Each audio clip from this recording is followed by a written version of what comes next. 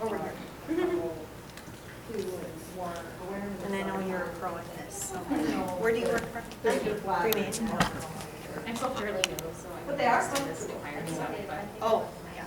it's fun to do. And you got to go down to the sim lab and see all of it there. Okay, so this is a crash cart scavenger hunt. So I'm just going to ask you a few questions, have you point to where things are located on the crash cart. So let's say your patient needs assistance with breathing. They're still breathing, but you need a little oxygen to give them. Where can we look in here for that? Okay, let's open it. Yes, 4. Okay, so you got your nasal cannula, you got a non-rebreather, you got a hookup for the wall. You also have your tape on here. What if they need a little bit more help with breathing? We're not going to intubate yet because we don't intubate. We have to let anesthesia do that. But we can help them in other ways. Okay. Yep. If your patient doesn't have a pulse, so we want to start CPR. Something that we could use on this very flimsy mattress. Yes. Yep, the backboard, which is on the back of the cart. Very good. So the next step to that is then, do you think your patient needs to be shocked? No? Forget it. Let it be. Okay, so what I'm looking at here is AED, right? And with that comes the patches.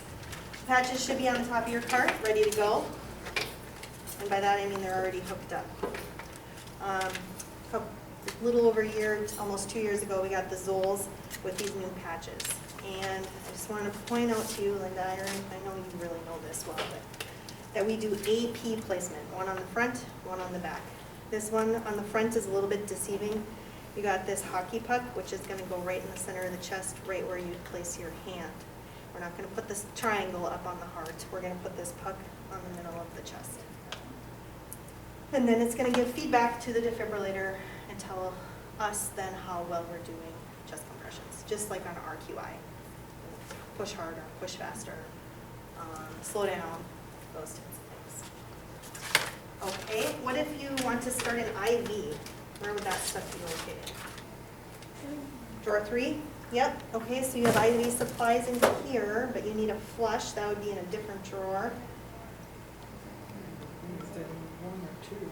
Well, it's in 1 or 2, but I think it's in 1. It is in 1, and it's in this back section here. We got nice new I wonder what those organization. things were. Yeah. It was laying there Pharmacy forever. worked up, yeah, pharmacy worked on those for us, and it's much more user-friendly. Top of the line drug, most frequently used drug in a code blue situation is, Up in there. okay, you'd think it'd be in drawer 1, just kidding. It is in drawer 2 because of how much we need, so this drawer's a little bit bigger. So crash carts travel, right? They don't all just stay in the unit. And 3 main south moves. So it's important to know where it goes. On the back of all the crash carts are maps. I don't have a fancy map, but I did print them off, so we'll look at those quick too. Okay. Just so you know, 3 north will stay, ours stays, but know where your crash cart is coming from. Let's look at those real quick.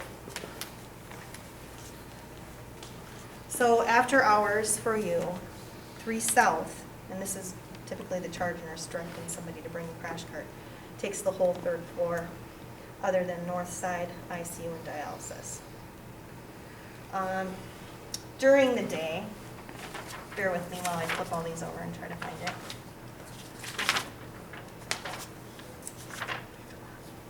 It'll be the last one I look at. Always.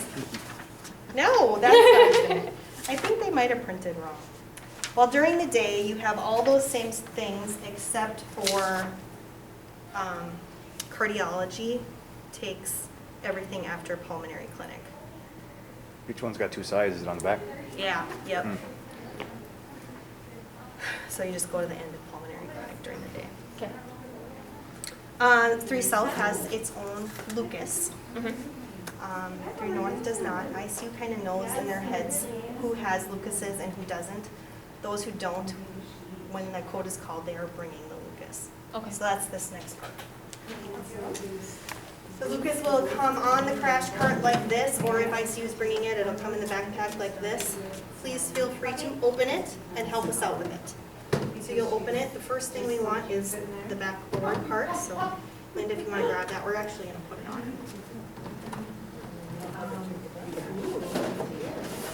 Slides nicely. Can I just show her this picture quick? We want it way up in the armpits because the next part attaches to these, and we need it up right on the sternum so we can get compressions. Him, he's not very flexible. I'll just lift it up. Now, if you want to grab this next part, it's heavy. Be careful. Bring it on over. We're going to straddle it across his legs.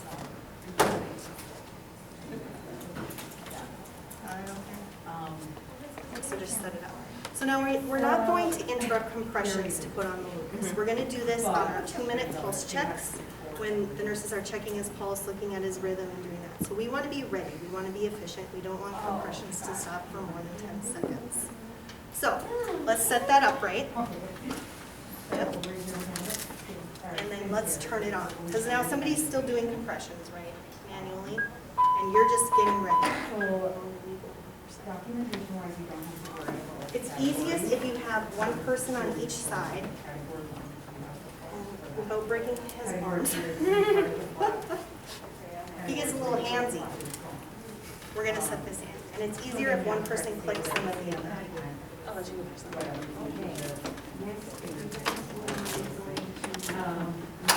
There we go. 1, 2, we're clicked in. So now we're going to push number 1.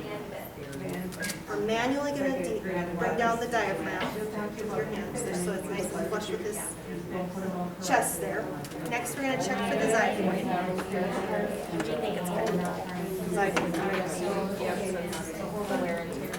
There we go. Okay. So we want to be 2 fingers above that, right? And then that's where this black part is. And so then we're ready to go. So let's do 30 and 2. It'll give 30 compressions. Give us a pause so that we can give breaths. So go ahead and push that. So basically, you get the right side catheter. It never gets tired. It never goes slower or faster. It's very consistent. And it frees up probably 2 people doing compressions. That's our cue to give our 2 breaths. And then we'll start again. Let's say our 2 minutes is up and we want to pause. Go ahead and push pause. If we need to defibrillate, we can defibrillate while this is pumping. Whereas if you had a person, you'd have to, everybody would have to clear. So you can keep doing compressions while you're defibrillating.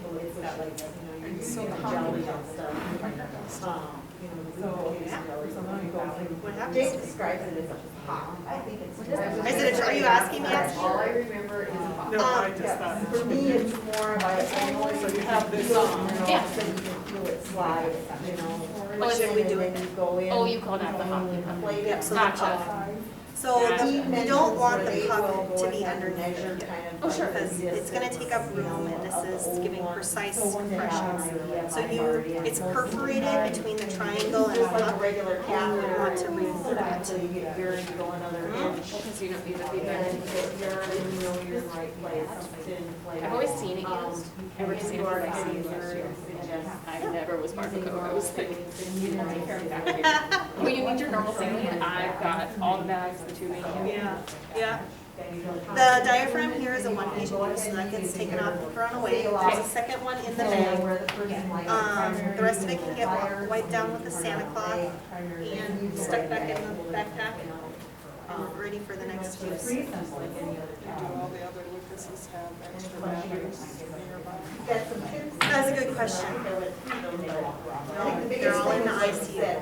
People are kind of freaked out about that. Initial pushing in, I think. It should